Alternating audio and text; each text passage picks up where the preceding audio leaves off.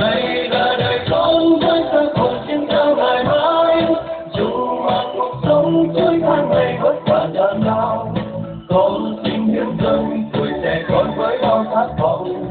Xin hãy cho con lòng kiên vững giữa đời hôm nay. Cuộc sống bao nhiêu nhưng hiếm nguy đầm trên đường dài, đời biết thân còn nhiều yêu đuối xa ngã nổi trôi.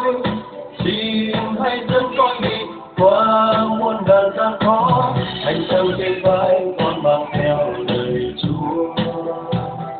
Này là đời con với thân hồn xin theo ngày mai, dù mà cuộc sống trôi qua ngày vất vả gian lao, con xin hiến dâng tuổi trẻ con với bao khát vọng. Xin hãy cho con lòng kiên vững giữa đời hôm nay.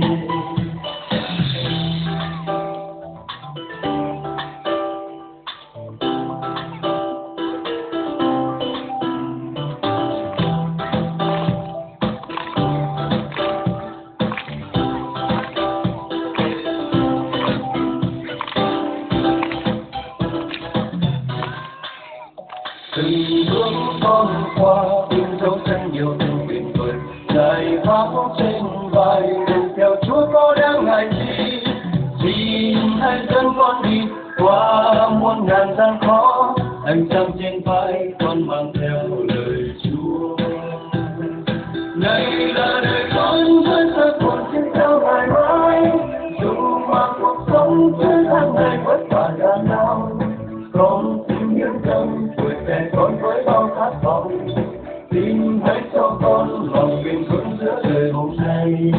Này là đời con với thân hồn xin theo ngày mai, dù mà cuộc sống trôi qua ngày vất vả gian lao, con xin hiến dâng tuổi trẻ con với bao khát vọng. Xin hãy cho con lòng kiên ấy là đời con với thân hồn xin theo ngày mai, dù mà cuộc sống trôi qua ngày vất vả gian lao, con xin hiến dâng tuổi trẻ con với bao khát vọng.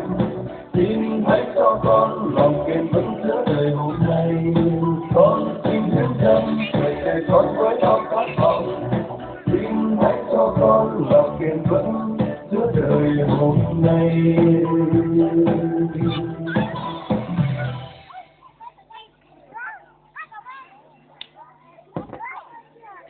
Dòng Thanh Ly